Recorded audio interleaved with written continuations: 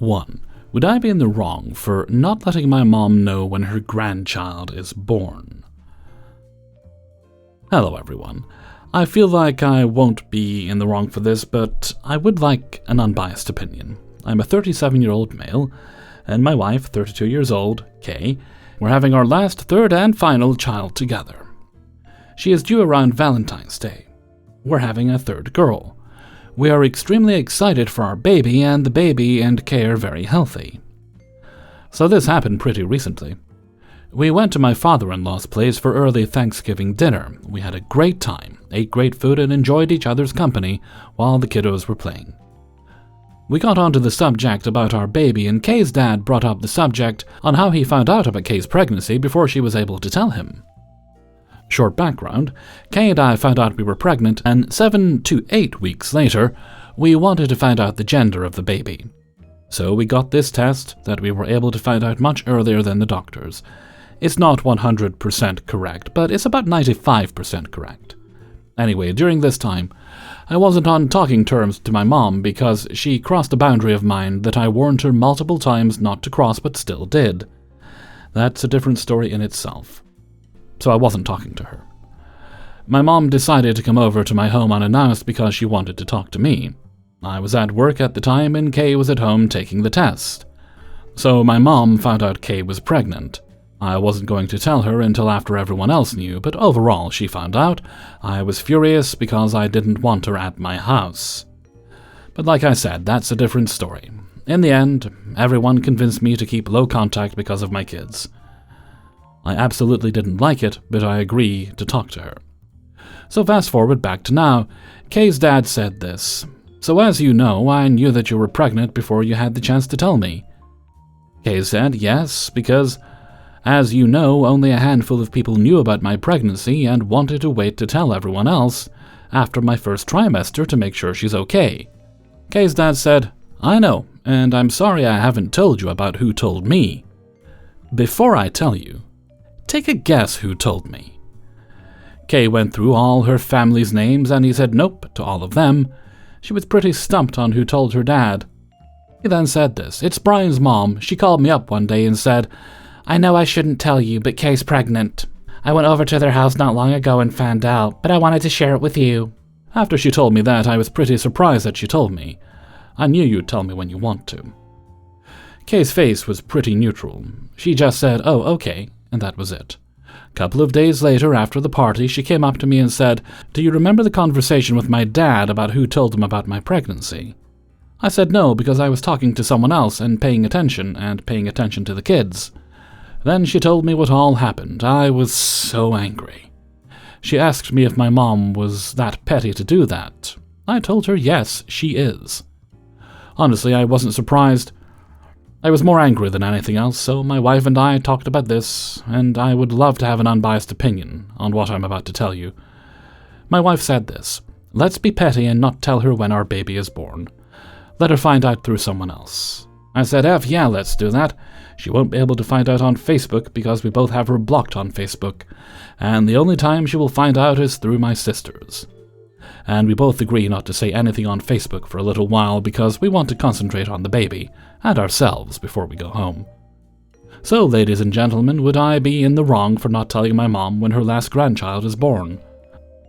Hellfreezer's note, I don't think you'd be in the wrong not to do it. I also think you'd be perfectly justified at this point in going completely no contact. She doesn't sound like a very good influence and on your lives, and I don't imagine you'd really need to have her in your children's lives. I mean, what do they gain by maintaining that relationship? 2. A few decades ago, I was living with my then-husband Joe in the California Bay Area.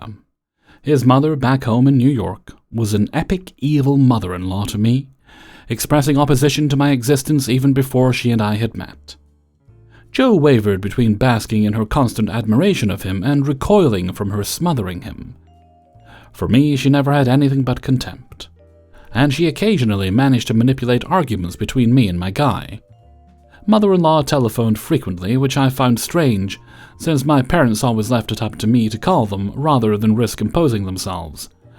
Mother-in-law had no such qualms. Joe wanted to avoid her calls, so I was often the one to answer the phone, and I would usually make up some excuse as to why Joe couldn't be reached right then. This was before we got our first answering machine. They weren't yet common. Being an early riser, mother-in-law hated that our lifestyle included sleeping in until at least 10 a.m. on Saturday and Sunday mornings after staying out late on Friday or Saturday nights. Often dancing at clubs or going to movies. Living 3 time zones ahead of us, mother-in-law felt impatient, having to wait to call her precious boy to hear his voice. I assume she got him on the phone soon after he got to the office on weekdays, where he couldn't duck her calls. So pretty much every weekend she would phone us around 7 or 8 a.m. on a Saturday or Sunday. Nothing Joe said could dissuade her. She believed that as his mother it was her right, and that we were lucky that she wasn't calling even earlier. Being a light sleeper, I'd quickly rise to answer the phone before Joe's sleep would be disturbed. I refused to wake him just to let his mom smother him, and Joe was grateful for my running interference. His mother would seethe in helpless fury at my disobedience to her, demanding, "Let me talk to my son." Oh, heck no. I wasn't waking that man, but would be happy to take a message. Early one Saturday morning, mother-in-law actually had a message to leave that required me to get a pen and paper. Probably a phone number. I rummaged in Joe's desk for a pen, then faithfully wrote down the info, and eventually got that awful demanding woman off the phone. Meanwhile, Joe's form loomed in the doorway. The sound of my messing with his desk apparently had alarmed him into getting up. As soon as I hung up, he demanded whether I had used his pen. Yep, I had, so what?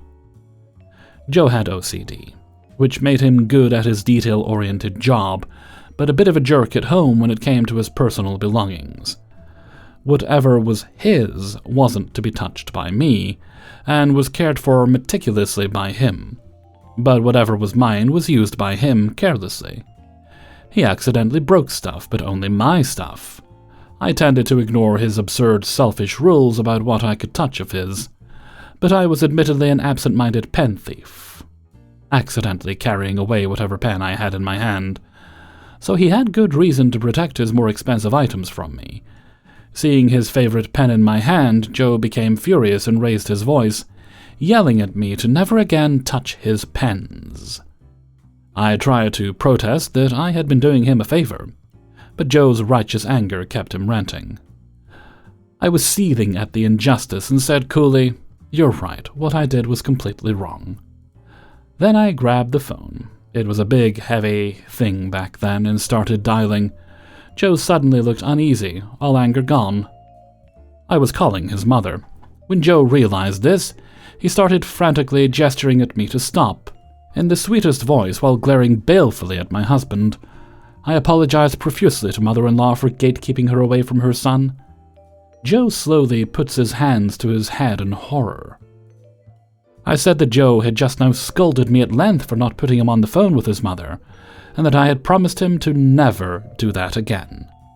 Joe theatrically sank to his knees with clenched hands raised towards me in supplication. Then the kicker. I told my mother-in-law that Joe is standing here wanting to talk to her, and that I'm giving him the phone now. Joe would have preferred to be in the dentist chair, getting drilled, than to talk to his clingy mother on the phone, especially first thing in the morning. He didn't move for a long moment, while I stood there holding the receiver towards him. Finally, when the delay had gotten awkward, he reluctantly took the phone and started talking to his mom. For the rest of our short marriage, I never again answered the phone early on a weekend morning, nor did I ever again get in the way of Joe's mother's calls to her son. I'd always cheerfully let mother-in-law that he is right here and wanting to speak with her. 3. A couple of years ago I was in the Navy, and assigned duties on board a ship. At the start of the story, I was an extremely junior service member, lowest rank in my shop. Typically on board the ship, our usual uniform was coveralls in our department, and we arrived and left from the ship when in home port in civilian clothes. Now we were moving up the river, about 4 hours underway, about an hour driving distance, for a week to unload weapons stores for a training exercise underway coming up later that month. Typically when leaving the area of the port of record, which we would for the training exercise, We were also required to have sustainable transit uniforms on board in case we pull into port elsewhere. For this week-long weapons unload, I had no plans to leave the ship, and we weren't leaving our port of Wrecker's geological area, and would be returning to our home berth again before the upcoming trip. So I didn't prep my uniforms to bring on board, seeing no use for them. At the last minute, our medical department scheduled medical appointments on our behalf at a small satellite clinic at the weapons station, with no input of our own, and informed me I'd have a dental appointment while there. I immediately went to my supervisor with the issue because I had no suitable uniforms for off-ship use on board, and we were required to attend medical appointments in uniform. I got written up for not having my uniforms.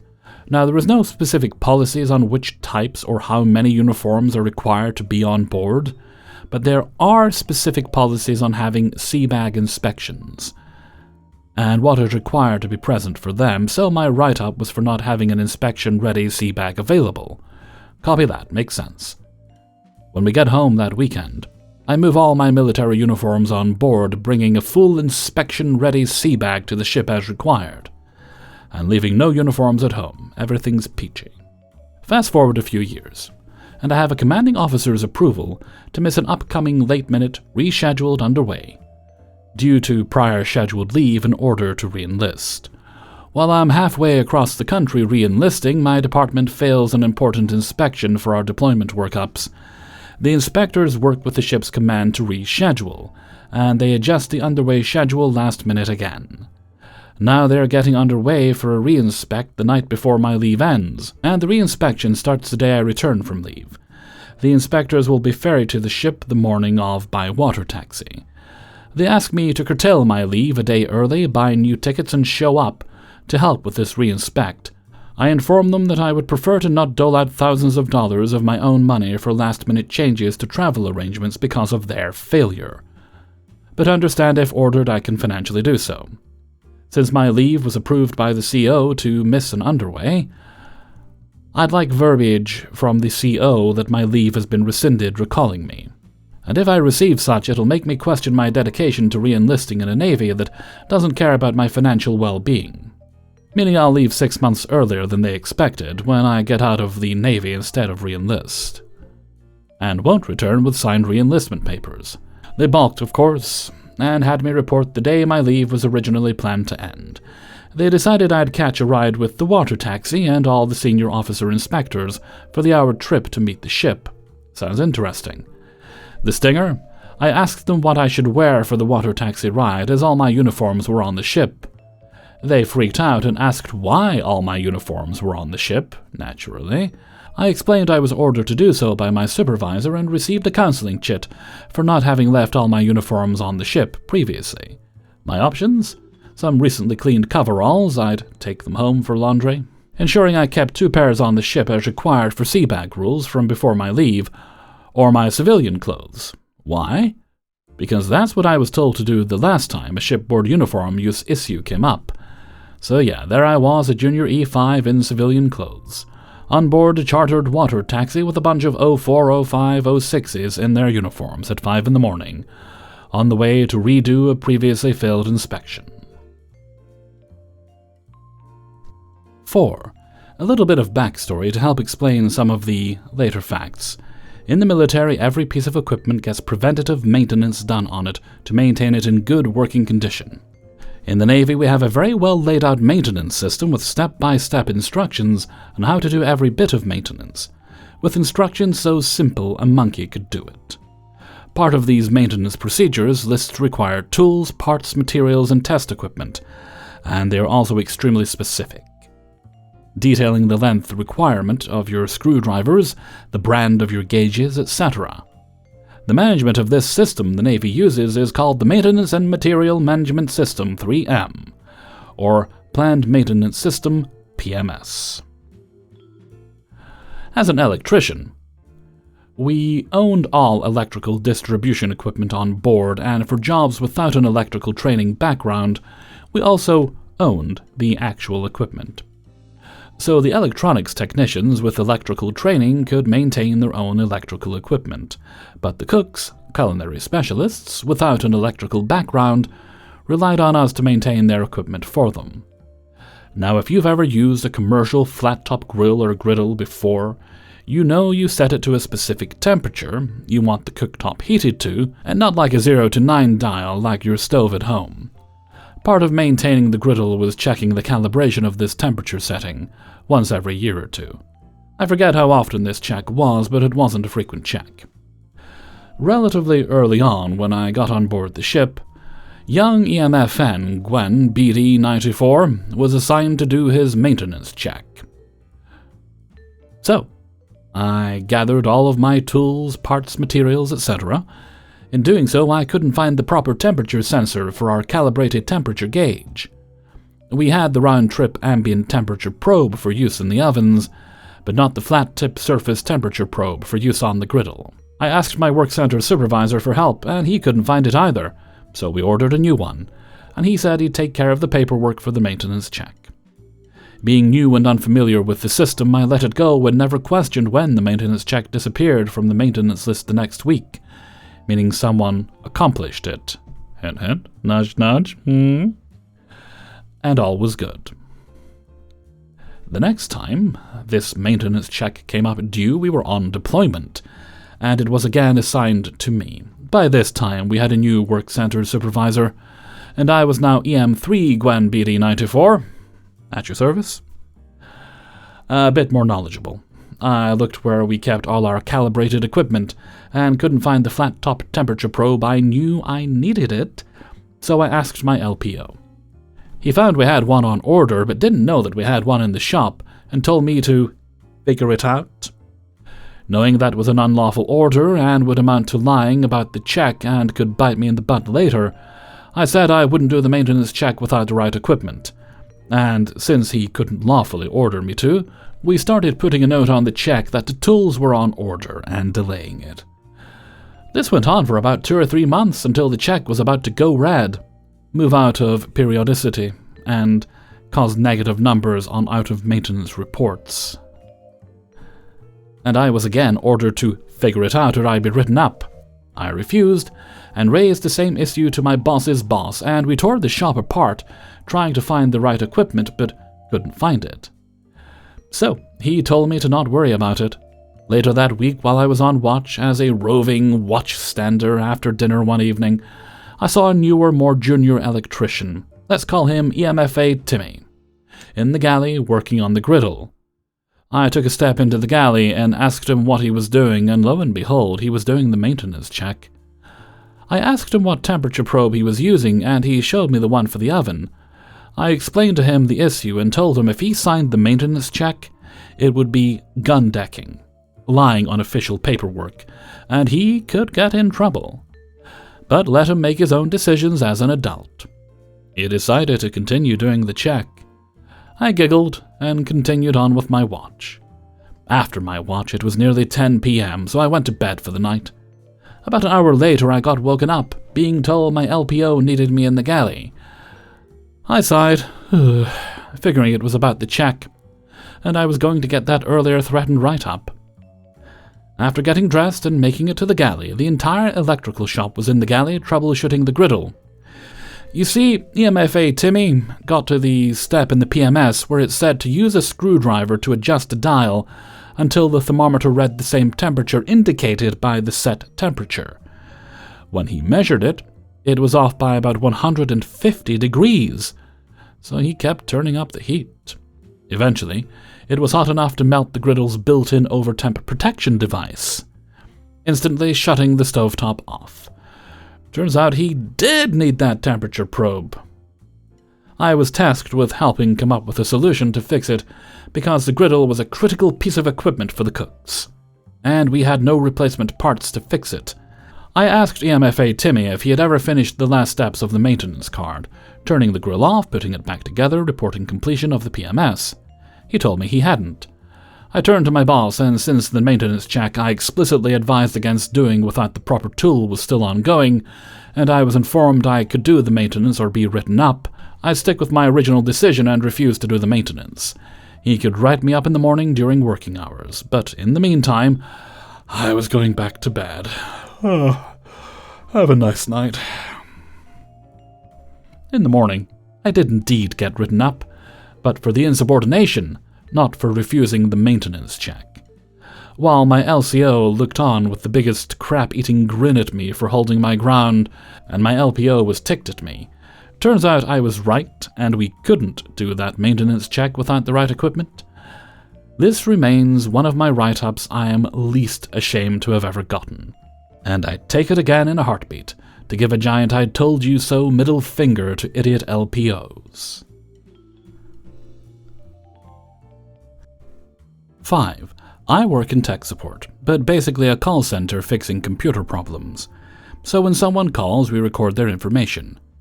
Everything from their name to the reason for the call to the solution.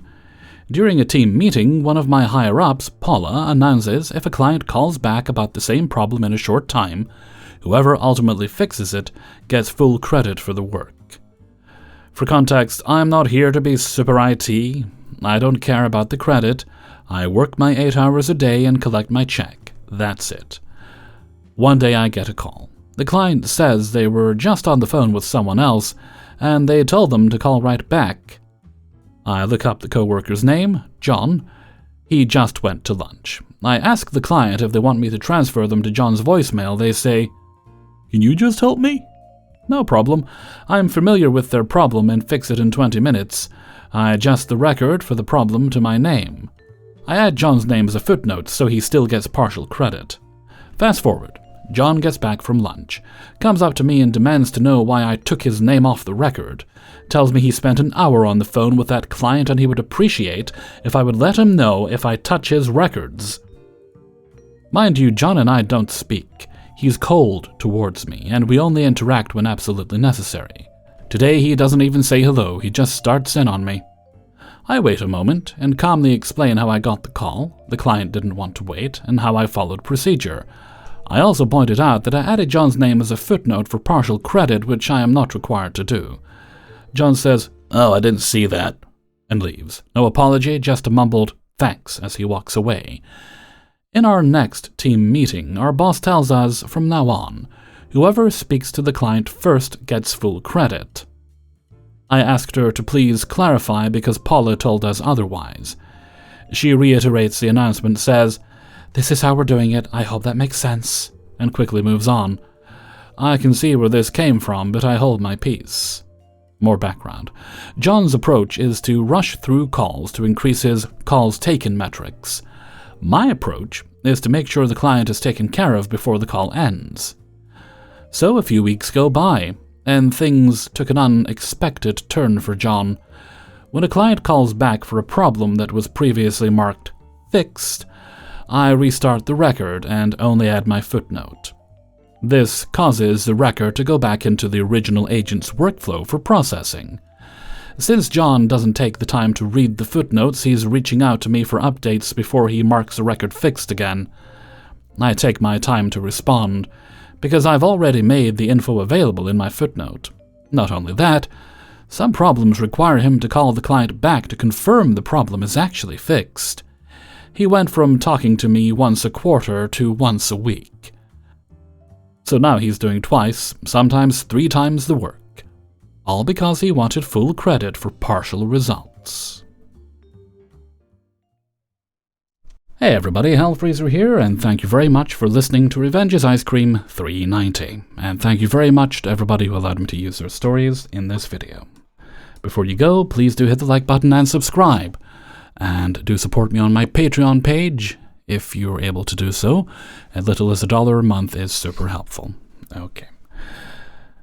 No more business today, so let's move on to Hellfreezer's question of the day. And what's one thing you're very happy for currently?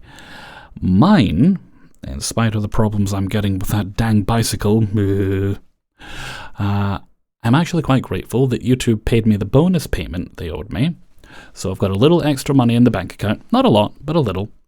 And I'm able to get a couple of things I've been wanting for the channel, which is a proper tripod and teleprompter. It's just a little one for a phone, but I've got a spare phone I can use it with. Then I've got my other phone to record with. And the good thing is it's got multiple mounts on it, so when I do get a proper camera, finally, when I get around to that, it'll do for that as well. So, I'm very much looking forward to that, plus a few other things I've been needing for the house, like a lamp, and I was thinking of getting an SSD to see if I could fix my old laptop, although it's very, very old. We'll see. Let me know what you think in a comment below. And before we go, let's take a look at the answer of the day from a previous video. And this one comes from, let me see, Revenge is Ice Cream 388. And this one was in relation to, it was, are you prepared for snow? I think that was what it was. Today's answer comes from S. Nixon. No, I'm not. I don't have the proper footwear. I live with my parents still, so my dad will probably be dealing with shoveling the driveway. But that is even if we get snow this year. Chances are we might not. Well, I hope you don't, S. Nixon. Right now, as I'm recording this, I think it was -4 before I came upstairs. So that's fun. I miss summer. We didn't get an amazing summer this year. I was actually hoping it'd be hotter than it was. I'm hoping winter will be somewhat mild. It's Scotland, so the weather could really do anything. 4 seasons in one day and all that. Thank you very much for your answer, S. Nixon. And before we go... Oh wait, no, we're done. Sorry.